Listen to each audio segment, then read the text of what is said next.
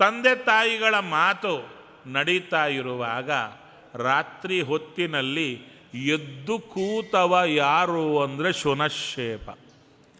ತಂದೆ ತಾಯಿಗಳ ಮಾತು ಕೇಳ್ತಾ ಇದ್ದಾನೆ. ಯಾಕೆ ಕೇಳುತ್ತಿದ್ದ? ಆ ವ್ಯಕ್ತಿಯ ವಿಶ್ಲೇಷಣೆ ಕೊಡ್ತಾರೆ. ಹೇಗಿದ್ದ ಶುನಶ್ಶೇಪ ಅಂದರೆ, ಆ ರೋಹಿತನನ್ನು ನೋಡಿದ ಕೂಡಲೇ ಗೊತ್ತಾಯಿತು, ಇದು ದುಡ್ಡು ಕೊಟ್ಟು ಹೋಗೋ ವಿಚಾರವೇ ಇದು. ಅದಕ್ಕೆ ಅಂದುಕೊಂಡಂತೆ, ನಾನೇ ಹೋದರೆ ಒಳ್ಳೆಯದು, ಇವರೆಲ್ಲ ಉಳಿದರೆ ಒಳ್ಳೆಯದು, ಎಲ್ಲಿ ನನ್ನನ್ನು ಬಿಟ್ಟು ಮಿಕ್ಕವರನ್ನು ಕಳಿಸಿಬಿಡ್ತಾರೋ ಅಂತ ಎದ್ದು ಕಾಯ್ತಾ ಇದ್ದ. ತಂದೆ ತಾಯಿಗಳ ಬಾಯಿಯಿಂದ ತನ್ನನ್ನೇ ಕಳಿಸೋದು ಅಂತ ಮನಸ್ಸು ಕೇಳಿದ ಕೂಡಲೇ ತುಂಬ ಖುಷಿಯಾಯಿತು. ತಂದೆ ತಾಯಿಗಳ ಸ್ಥಿತಿ ಅರ್ಥ ಮಾಡಿಕೊಂಡ. ಇವನನ್ನು ಎಬ್ಬಿಸಿ ನಿನ್ನ ಮಾರ್ತಾ ಇದ್ದೀವಿ ಹೋಗು ಅಂತ ಹೇಳಲಿಕ್ಕೆ ಅವ್ರಿಗೆ ಆಗಲ್ಲ, ಸಂಕೋಚ ಇರುತ್ತೆ. ಅವನೇ ಅರ್ಥ ಮಾಡಿಕೊಂಡ.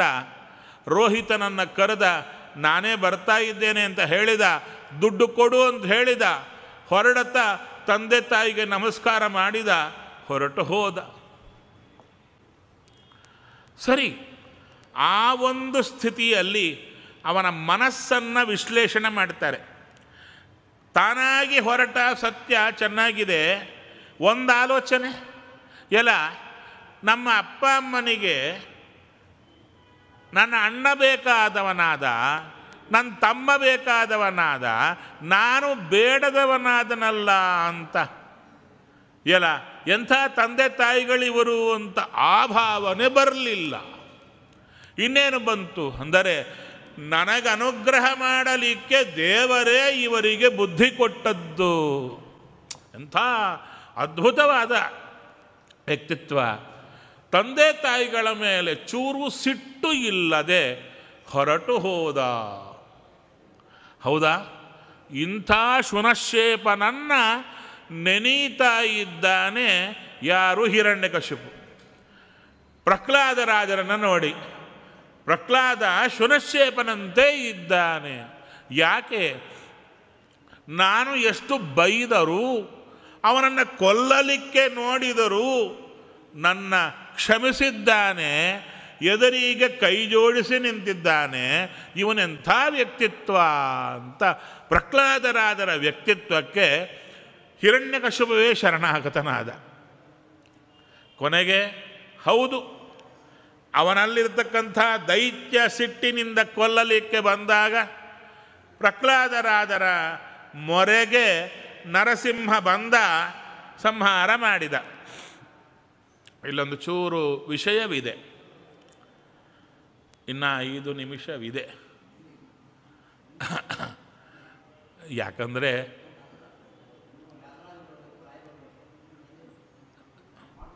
ಅಲ್ಲ ನೋಡಿ, ಸಣ್ಣ ವಿಚಾರ. ವಿಜಯದಾಸರು ಅಂತ ಹೇಳ್ತಾರೆ, ಮಗು ಮೊರೆ ಇಡಲು ಅಂತಾರೆ. ನರಸಿಂಹದೇವರನ್ನ ಅಯ್ಯೋ ಈ ಹಿರಣ್ಯಕಶಿಪು ಒಗೆದು ಬಗೆದು ಸಾವು ಬಗೆದು ಕೊಲ್ಲುತ್ತಿರಲು ಅಯ್ಯೋ ದೇವ ಅಂತ ಕೂಗಿದ ಅಂದರು. ಅದಕ್ಕೆ ನರಸಿಂಹ ಬಂದ. ಅಂದರೆ ಪ್ರಹ್ಲಾದರಾಜರು ಹಿರಣ್ಯಕಶಿಪು ಕೊಡತಕ್ಕಂಥ ಕಾಟಕ್ಕೆ ತಡ್ಕೊಳ್ಳಾರದೆ ಕೂಗಿದ್ರು. ಅದಕ್ಕೆ ಹಿರಣ್ಯಕಶಿಪು ನರಸಿಂಹದೇವರು ಬಂದರು. ಅವಾಗಂದರು, ಹಿರಣ್ಯಕಶಿಪುವಿಗೆ ಏನೂ ಮಾಡಲಿಕ್ಕಾಗಿಲ್ಲ, ಎಷ್ಟು ಕಾಟ ಕೊಟ್ಟರು ಪ್ರಹ್ಲಾದರಾಜರಿಗೆ ಏನೂ ದುಃಖ ಆಗಿಲ್ಲ. ದುಃಖ ಆಗದೇ ಇರುವಾಗ ದೇವರನ್ನ ಕರೀತಾರ, ಕಾಯೋ ಅಂತ. ಕಾಯೋ ಅಂತ ಕರಿಬೇಕಾಗಿಲ್ಲ, ಕರಿಯಲ್ಲ. ಆದರೆ ಪ್ರಹ್ಲಾದರಾಜರ ಕರೆದರು, ಬಾ ಬೇಗ. ಯಾಕೆ? ಅಲ್ಲಿ ರಹಸ್ಯ ಬಿಸ್ತಾರೆ. ಈ ಜಯ ಇದ್ದಾನಲ್ಲವಾ, ಈತ ನಿನ್ನ ಭಕ್ತನಾದ ನನ್ನ ಮೇಲೆ ಅನೇಕ ದ್ರೋಹಗಳನ್ನು ಮಾಡಿ ಪಾಪ ಘಟನೆ ಜಾಸ್ತಿ ಮಾಡಿಕೊಳ್ತಾ ಇದ್ದಾನೆ. ಇವರನ್ನು ರಕ್ಷಣೆ ಮಾಡಲಿಕ್ಕೆ ಬಾ ಅಂತ ಕೂಗಿದ್ದಷ್ಟೇ ಹೊರತು ನನ್ನನ್ನು ರಕ್ಷಣೆ ಮಾಡು ಅಂತ ಕೂಗಿಲ್ಲ. ಇಂಥ ವ್ಯಕ್ತಿತ್ವ ನಮ್ಮ ಪ್ರಹ್ಲಾದರಾಜರದ್ದು. ಅಂಥ ಪ್ರಹ್ಲಾದರಾಜರಿಗೆ ಅವರು ಮಾಡಿದ ಸ್ತೋತ್ರಕ್ಕೆ ಮೆಚ್ಚಿ ನರಸಿಂಹ ಹೇಳಿದ, ಬಾ ಮೋಕ್ಷಕ್ಕೆ. ಪ್ರಹ್ಲಾದರಾಜರು ಹೇಳಿದರು, ನಾನು ಬರಲ್ಲ. ಯಾಕೆ? ನನ್ನ ಸುತ್ತೂ ಇರುವಂಥವರು ಅವರಿಗೆ ನಿನ್ನ ಪರಿಚಯವೇ ಇಲ್ಲ. ನಿನ್ನ ಪರಿಚಯ ಮಾಡಿಸಿ ನಿನ್ನ ಹತ್ತಿರ ಕರ್ಕೊಂಡು ನಾನು ಬರುತ್ತೇನೆ. ಅದಕ್ಕೆ ಪ್ರಹ್ಲಾದರಾಜರಿಗೆ ನರಸಿಂಹದೇವರು ಪೋಸ್ಟ್ ಕೊಟ್ಟರು. ಏನು ಕೊಟ್ಟರು? ಹೇಳ್ತಾ ಇದ್ದಾರೆ, ತ್ವಾಂ ಪ್ರತಿರೂಪದೃಕ್, ನೀನು ಎಲ್ಲರಿಗೆ ವಿಶೇಷವಾಗಿ ಬಿಂಬಸ್ಥಾನೀಯನಾಗಿರು. ಅವರವರ ಅನಿರುದ್ಧ ದೇಹದಲ್ಲಿದ್ದುಕೊಂಡು ಅವರವರಿಗೆ ಅವರವರ ಗುರುಗಳನ್ನು ತೋರಿಸುವ ಕಾರ್ಯವನ್ನು ಮಾಡು ಅಂತ ಹೇಳುತ್ತಾರೆ. ದಾಸರು ವಿಸ್ತಾರ ಮಾಡ್ತಾರೆ ಇದನ್ನು. ಯಾರೇ ಭೂಮಿಯಲ್ಲಿ ಬರಲಿ ನಿನ್ನನ್ನು ಅನುಸರಿಸಲಿ. ನರಸಿಂಹದೇವರು ಹೇಳುತ್ತಾ ಇದ್ದಾರೆ, ಎಂಥ ಮಾತಿದು. ಸರ್ವೇಷಾಂ ಪ್ರತಿರೂಪದೃಕ್ ಅಂತ ಹೇಳ್ತಾ ಇದ್ದಾರೆ. ಅದಕ್ಕೆ ಅಂಥ ಪ್ರಹ್ಲಾದರಾಜರು ಪುನಃ ಏನಾಗಿ ಬಂದರು? ಇಲ್ಲ, ಬಾಲ್ಹಿಕರಾಜರಾಗಿ ಬಂದರು. ಬಾಲ್ಹಿಕರಾಜರಾಗಿ ಬಂದು ಅದ್ಭುತವಾದ ಪರಾಕ್ರಮ. ಪ್ರಹ್ಲಾದರಾಜರು ಒಂದು ಚಿಕ್ಕ ಮೂರ್ತಿ, ಏನೋ ಒಂದು ಮೂಲೆ ಕೂತ ಬ್ರಾಹ್ಮಣ ಅಲ್ಲ, ಇಡೀ ಜಗತ್ತನ್ನೇ ಒಡೆದು ಹಾಕುವಂಥ ಅಂಥ ಪರಾಕ್ರಮಶಾಲಿ. ಯಾರು? ಬಾಲ್ಹಿಕರಾಜರು. ಅಂಥ ಬಾಲ್ಹಿಕರಾಜರಾಗಿ ಬಂದು ಸ್ವಯಂ ತಾವೇ ಭೀಮಸೇನ ದೇವರ ಮುಂದೆ ನಿಂತು ಈ ದುರ್ಯೋಧನನ ಪಕ್ಷ ವಹಿಸಿದ್ದೇನೆ, ತಲೆ ಒಡೀರಿ ಅಂತ ಸಮರ್ಪಣೆ ಮಾಡಿಕೊಂಡು ಪುನಃ ಅವರೇ ವ್ಯಾಸರಾಜರಾಗಿ ಬಂದರು. ವ್ಯಾಸರಾಜರಾಗಿ ಬಂದು ಬ್ರಹ್ಮಣ್ಯ ತೀರ್ಥರ ಕೃಪೆಯಿಂದ ಹುಟ್ಟಿ ಶ್ರೀಪಾದರಾಜರ ಹತ್ರ ಅಧ್ಯಯನಾದಿಗಳನ್ನು ಮಾಡಿ ಜಗತ್ತನ್ನೇ ಬೆಳಗತಕ್ಕಂಥ ಚಂದ್ರಿಕಾ, ನ್ಯಾಯಾಮೃತ, ತರ್ಕತಾಂಡವಾದಿ ಗ್ರಂಥಗಳನ್ನು ರಚನೆ ಮಾಡಿ ಭಗವತ್ ತತ್ವವನ್ನು ನಮ್ಮ ಮನಸ್ಸಿಗೆ ಬರುವಂತೆ, ಕನ್ನಡದಲ್ಲಿ ಬರುವಂತೆ ಪುರಂದರದಾಸರೇ ಮೊದಲಾದಂಥ ದಾಸಪಂಥವನ್ನೇ ನಿರ್ಮಾಣ ಮಾಡಿಕೊಟ್ರು. ನಾವು ನಮ್ಮವರನ್ನು ಕುರಿತು ಎಷ್ಟು ಹೊಗಳಿದರೆ ಏನಂತೆ? ನಾವಲ್ಲ, ಇನ್ನೊಬ್ಬರು ಹೊಗಳಬೇಕು. ಅದ್ವೈತಿಗಳಾದಂಥ ಕೃಷ್ಣ ಶಾಸ್ತ್ರಿಗಳು ಹೇಳುತ್ತಾರೆ, ಆ ಕಾಲದ ವ್ಯಾಸರಾಜರ ಕಾಲದ ಪಕ್ಷಧರ ಮಿಶ್ರ ಶ್ರೀಪಾದರಾಜರ ದರ್ಶನಕ್ಕೆ ಬಂದ. ಶ್ರೀಪಾದರಾಜರು ಅಭ್ಯಂಗ ಸ್ನಾನದಲ್ಲಿದ್ದರು. ಸ್ವಾಮಿ, ಯಾರೋ ವಾದಕ್ಕೆ ಬಂದಿದ್ದಾನೆ, ಹೌದಾ? ಸ್ನಾನ ನಿಲ್ಲಿಸಿ ವಾದ ಮುಂದಾಗಲಿ ಅಂದರು.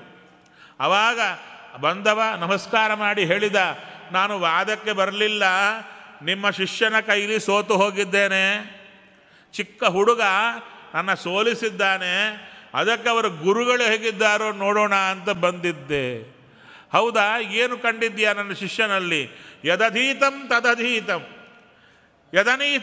ಅನಧೀತಂ ತದಪ್ಯಧೀತಂ. ನಾನೇನು ಅಧ್ಯಯನ ಮಾಡಿದ್ದೇನೆ ಅವೆಲ್ಲ ಅವ್ರಿಗೆ ಗೊತ್ತು, ನಾನೇನು ಗೊತ್ತಿಲ್ಲ ನನಗೆ ಅವೆಲ್ಲವೂ ಗೊತ್ತವರಿಗೆ ಅಂಥ ವ್ಯಾಸರಾಜರ ಕುರಿತು ಕೃಷ್ಣಶಾಸ್ತ್ರಿಗಳು ಹೇಳ್ತಾರೆ. ನ್ಯಾಯಾಮೃತವನ್ನು ಬರೆದು ವ್ಯಾಸರಾಜರು ಅದ್ವೈತಿಗಳಿಗೆ ಮಹದುಪಕಾರ ಮಾಡಿದರು. ಯಾಕೆ? ನಮಗೆ ನಮ್ಮ ಪಂಗಡಗಳೆಷ್ಟೋ ಗೊತ್ತಿದ್ದಿಲ್ಲ, ಅವೆಲ್ಲ ಸಂಗ್ರಹ ಮಾಡಿ ಕೊಟ್ಟರು. ಇಷ್ಟು ಹೇಳುತ್ತಾರೆ, ನಾನು ಅದ್ವೈತಿ ಆಗಿರಬಹುದು, ವ್ಯಾಸರಾಜರ ಪಾದಕ್ಕೆ ನಮಸ್ಕಾರ ಮಾಡಲಿಕ್ಕೆ ನಾನು ಗರ್ವಪಡುತ್ತೇನೆ ಅಂತ ಹೇಳ್ತಾರೆ. ಅಷ್ಟೇ ಅಲ್ಲ, ವ್ಯಾಸರಾಜರ ಕೂತಂಥ ಪೀಠ ಎಂಥದ್ದು ಅಂದರೆ ಚಿಕ್ಕ ಹುಡುಗ ಬಂದು ಕೂತರೂ ಬೃಹಸ್ಪತಿಯಾಗಿ ಬಿಡುತ್ತಾನೆ ಅಂತ ಅದ್ಭುತವಾಗಿರತಕ್ಕಂಥ ವ್ಯಾಸರಾಜರ ಕುರಿತು ಹೇಳುತ್ತಾರೆ. ಅಂಥ ವ್ಯಾಸರಾಜರೇ ಅದ್ಭುತವಾಗಿರತಕ್ಕಂಥ ನೋಡಿ, ಆ ಇಟಲಿ, ಫ್ರಾನ್ಸು ಮೊದಲಾದಂಥ ಎಲ್ಲ ಕಡೆ ಎಂಥ ರೀತಿಯಲ್ಲಿ ಕೋವಿಡ್ ಬಂದಿದೆ. ತರಕಾರಿಯನ್ನು, ಕೊಳೆತು ಹೋದ ತರಕಾರಿಯನ್ನು ಬೀದಿಯಲ್ಲಿ ಚೆಲ್ಲಿದಂತೆ ಹೆಣಗಳ ರಾಶಿಗಳು ಬಿದ್ದಿತ್ತು. ಅದೇ ನಮ್ಮ ಇಂಡಿಯಾಕ್ಕೆ ಬಂದರೆ ಗತಿ ಏನಪ್ಪ ಅಂತ ತಲೆ, ಯಾಕೆ ಎಲ್ಲರೂ ಸತ್ತು ಹೋಗಬೇಕಾಗಿತ್ತು. ಆದರೆ ಜಗತ್ತಿಗೆಲ್ಲ ಆಶ್ಚರ್ಯ, ಅತ್ಯಂತ ಜನಾಭಾವ ಇರತಕ್ಕಂಥ ಯಾವ ದೇಶ? ಭಾರತ ದೇಶ. ಸಾವು ಬಹಳ ಕಡಿಮೆ ಆಗಿದೆ ಇಲ್ಲಿ. ಬಹಳ ಸತ್ತಿಲ್ಲ ಅಂತಲ್ಲ, ಬಹಳ ಚೂರು. ಯಾಕಾಗಾಯಿತು ಅಂದರೆ ಆ ಹೊಡೆತವನ್ನು ನಮ್ಮ ವ್ಯಾಸರಾಜರು ಸ್ವೀಕಾರ ಮಾಡಿದರು. ವೃಂದಾವನಕ್ಕೆ ಸ್ವೀಕಾರ ಮಾಡಿದರು. ಅದು ಬೇರೆ ಕಾರಣ, ಯಾವರೋ ತಲೆಯಲ್ಲಿ ಬಂದು ವೃಂದಾವನ ತೆಗಿಬೇಕು ಅಂತ ಬಂದರೂ ಅದು ಕಾರಣ ಏನು ಅಂದರೆ ಆ ಇಡೀ ಹೊಡೆತ ತಾವು ತಗೊಂಡ್ರು, ಚೂರು ಮಾತ್ರ ಬರುವಂತೆ ಮಾಡಿದ ಮಹಾನುಭಾವರು ನಮ್ಮ ವ್ಯಾಸರಾಜ ಗುರು ಸಾರ್ವಭೌಮರು. ಅಲ್ಲ, ಈ ಆಚಾರ್ಯನೋ ವ್ಯಾಸರಾಜನ ಮೇಲೆ ಭಕ್ತಿ ಜಾಸ್ತಿ, ಅದಕ್ಕೆ ಹೀಗೆ ಹೇಳ್ತಾರೆ ಅಂತ ತಿಳ್ಕೋಬೇಡಿ. ನೀವು ಬೇಕಾದರೆ ರಾಘವೇಂದ್ರ ಸ್ವಾಮಿಗಳನ್ನು ರಘುತ್ತಮರತ್ರ ಹೋಗಿ ಸೇವಾ ಮಾಡಿ. ಈ ಆಚಾರ ಹೇಳಿದ ಸತ್ಯವ ಅಂದರೆ ನಿಮ್ಮ ಸ್ವಪ್ನದಲ್ಲಿ ಹೇಳದಿದ್ದರೆ ಮತ್ತು ನಾನು ಪ್ರವಚನ ಬಿಟ್ಬಿಡ್ತೇನೆ. ಸತ್ಯವಾದ ವಿಚಾರವಿದು. ವ್ಯಾಸರಾಜರು ತಗೊಂಡಿದ್ದಾರೆ ಅದನ್ನು. ಅಂಥ ವ್ಯಾಸರಾಜರೇ ಗುರು ರಾಘವೇಂದ್ರರಾಗಿ ಬಂದು ನೋಡಿ, ವ್ಯಾಸರಾಜರ ಪರಿಚಯ ಮಾಧ್ವರಿಗೆ ಮಾತ್ರ, ಮಿಕ್ಕವರಿಗೆ ಚೂರು ಚೂರು. ಅದ್ವೈತಿಗಳಿಗೆ ಚೆನ್ನಾಗಿ ಪರಿಚಯ. ಆದರೆ ಸಾಮಾನ್ಯ ಜನಕ್ಕೆ ವ್ಯಾಸರಾಜರು ಹತ್ತಿರ ಆಗಲಿಲ್ಲ. ಯಾಕೆ? ಆ ಅವತಾರ ಕೇವಲ ತತ್ವಜ್ಞಾನದ ಪ್ರಸಾರಕ್ಕಾಗಿ ಬಂತು. ಆದರೆ ಅವರಿಗಿನ್ನ ತೃಪ್ತಿ ಆಗಿಲ್ಲ. ತತ್ವಜ್ಞಾನದ ಪ್ರಸಾರ ಇನ್ನೂ ಜಾಸ್ತಿ ಆಗಬೇಕು, ಜೊತೆಗೆ ಸಾಮಾನ್ಯ ಜನಕ್ಕೂ ನಾನು ಹತ್ತಿರ ಆಗಬೇಕು ಅಂತ ಆಸೆ ವ್ಯಾಸರಾಜರಿಗೆ ಇತ್ತು. ಅದಕ್ಕೆ ರಾಯರಾಗಿ ಬಂದರು. ಒಂದು ಕೈಯಲ್ಲಿ ಇಡೀ ಶಾಸ್ತ್ರ ಪ್ರಪಂಚವನ್ನು ಆಳಿದರು, ಇನ್ನೊಂದು ಕೈಯಲ್ಲಿ ಇಡೀ ಜನತೆಗೆ ಸಹಾಯ ಮಾಡಿದರು. ನೋಡಿ, ಈ ಜಗತ್ತಿನಲ್ಲಿ ಅತಿ ದೊಡ್ಡ ಮಟ್ಟದಲ್ಲಿ ಎಲ್ಲರೂ ಆಚರಿಸುವ ಹಬ್ಬ ಯಾವುದು? ಹಬ್ಬದಂತೆ ಮಾಡುವ ಕಾರ್ಯಕ್ರಮ ರಾಘವೇಂದ್ರ ಸ್ವಾಮಿಗಳ ಆರಾಧನೆ. ಎಲ್ಲಿ ನೋಡಿದರೂ ಆರಾಧನೆ. ಎಷ್ಟು ಜನಕ್ಕೆ ಭೋಜನ? ಬೆಂಗಳೂರಲ್ಲೇ ಪ್ರಾಯಶಃ ಒಂದು 100ಕ್ಕೆ ಮೇಲೆ ವೃಂದಾವನಗಳಿವೆ. ಒಂದೊಂದು ಕಡೆ ಆರಾಧನೆ ಅಂದರೆ ಎಷ್ಟಿಲ್ಲ ಅಂದರೂ 5-6 ಸಾವಿರ ಜನದ ಮೇಲೆ ಊಟ. ಹಾಗೆ ಫಾರಿನ್ನಲ್ಲಿದೆ, ಎಲ್ಲೆಲ್ಲೋ ರಾಘವೇಂದ್ರ ಸ್ವಾಮಿಗಳು ನಿಂತು ಎಲ್ಲರಿಗೆ ಅನ್ನದಾನವನ್ನು ಕೊಡ್ತಾ ಇದ್ದಾರೆ. ಅವರವರ ತೊಂದರೆಗಳನ್ನೆಲ್ಲ ಪರಿಹಾರ ಮಾಡುತ್ತಾ ಇದ್ದಾರೆ. ಇಂಥ ಪ್ರಹ್ಲಾದರಾಜರ ಅಪರೂಪದ ಚಿತ್ರ ಪರಂಪರ, ಅವತಾರ ಪರಂಪರ.